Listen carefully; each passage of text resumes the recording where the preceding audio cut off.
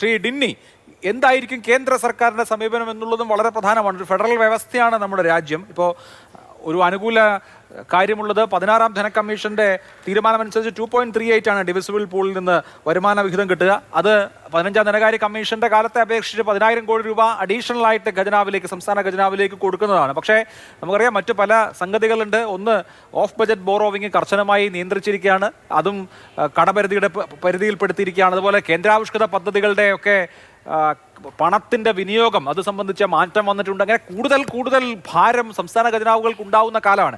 അപ്പോൾ കേരളം UDF ഭരിക്കുന്ന കാലത്ത് കേന്ദ്ര സർക്കാർ എന്ത് ചെയ്യും? വരിഞ്ഞു മുറുക്കുമോ അതോ നീതിപൂർവകമായ സമീപനം സ്വീകരിക്കുമോ? ഇതും വളരെ പ്രധാനപ്പെട്ട കാര്യമാണ്. ശ്രീ അഭിലാഷ്, കേന്ദ്ര ഗവൺമെന്റ് എക്കാലവും ഇത് ഒരു പ്രൊപ്പഗൻഡയാണ് LDF ഗവൺമെന്റിന്റെ ഭാഗത്ത് നടന്നത്. അതായത് വേണ്ടത്ര കൊടുക്കുന്നില്ല. നമ്മൾ ഇപ്പോൾ സമയത്തിന്റെ ഇതുകൊണ്ട് ഞാൻ കണക്കുകളിലേക്ക് പോകുന്നില്ല. കണക്കുകൾ വെച്ച് നമ്മൾ സംസാരിച്ചു കഴിഞ്ഞാൽ വളരെ കൃത്യമായിട്ട് നമുക്കറിയാം.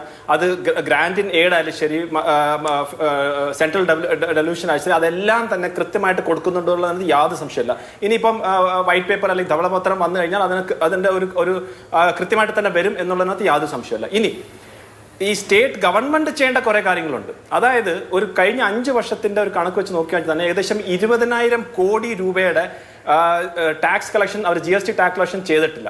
അത് ബഹുമാനപ്പെട്ട മുഖ്യമന്ത്രി പലപ്പോഴുമായിട്ട് പറഞ്ഞിട്ടുണ്ട്. അതായത് കേരള ഗവൺമെന്റ് പിരിക്കേണ്ട ടാക്സ് അത് എടുത്തിട്ടില്ല. അത് ഇവരുടെ ഒരു ഇൻഎഫിഷ്യൻസി കാരണം അത് ചെയ്തിട്ടില്ല.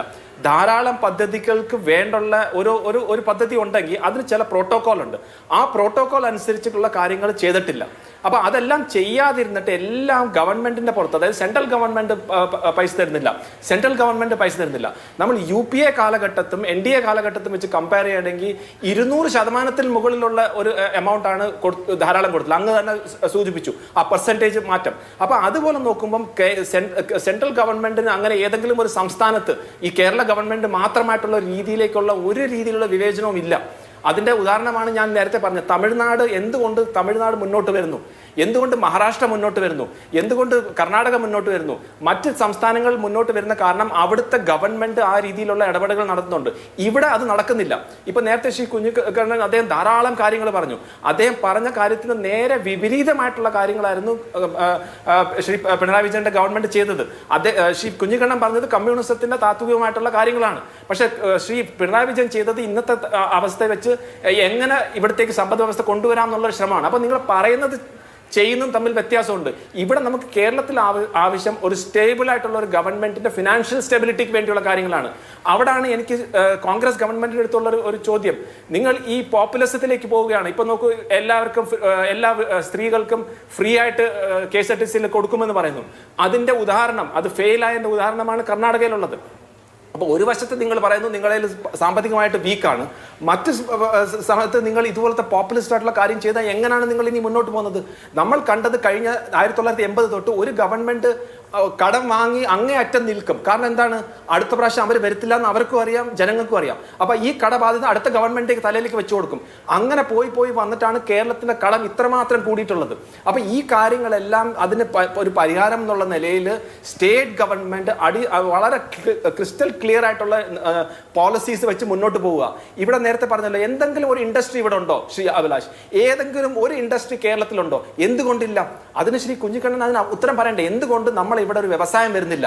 അത് ഞാൻ പറഞ്ഞതോ അല്ലെങ്കിൽ വേറെ ആരും BJP പറയുന്നല്ലോ, അതൊരു യാഥാർത്ഥ്യമല്ലേ? എന്തുകൊണ്ട് വരുന്നില്ല? എന്തുകൊണ്ട് തൊഴിലിന് വേണ്ടി നമ്മളെ യുവാക്കൾ പുറത്തു പോകുന്നു? എന്തുകൊണ്ട് പഠിക്കാൻ വേണ്ടി നമ്മളെ കുട്ടികൾ പുറത്തു പോകുന്നു? ഈ കാര്യങ്ങളെല്ലാം ചോദ്യം തന്നെ ചെയ്യുന്നു. അപ്പൊ നമ്മൾ പണ്ടത്തെ പ്രതാപം പറഞ്ഞിട്ടുള്ള കാലമല്ല, ഇന്നത്തെ കാലം, ആധുനികമായിട്ടുള്ള കാലം, AI കാലത്ത് വെച്ച് നമുക്ക് എന്തൊക്കെയാണ് ആവശ്യം, ആ രീതിയിലുള്ള ഗവൺമെന്റ് മുന്നോട്ട് പോയാൽ അതിന് ഫുൾ സപ്പോർട്ട് കൊടുക്കും. അത് തന്നെയാണ് പ്രധാനമന്ത്രി പറഞ്ഞിട്ടുള്ളത്. അതിനകത്ത് യാതൊരു സംശയമില്ല. പക്ഷേ ഇതിന്റെ ഒരു ഇഷ്യൂ ശ്രീ അഭിലാഷ്, അവസാനമായിട്ട് എനിക്ക് പറയുന്നത്, ബഹുമാനപ്പെട്ട മുഖ്യമന്ത്രി ശ്രീ VD സതീശൻ അദ്ദേഹം വളരെ ഹൈ ലെവൽ ഓഫ് ഒരു ഹോപ്പാണ് ജനങ്ങൾക്ക് കൊടുത്തത്, വിസ്മയം. ആ വിസ്മയം ഇതുവരെ നമുക്ക് കാണാൻ സാധിച്ചില്ല. അവിടെയാണ് അങ്ങയുടെ വളരെ ഇമ്പോർട്ടൻ്റ് ആയിട്ടുള്ള ചോദ്യം.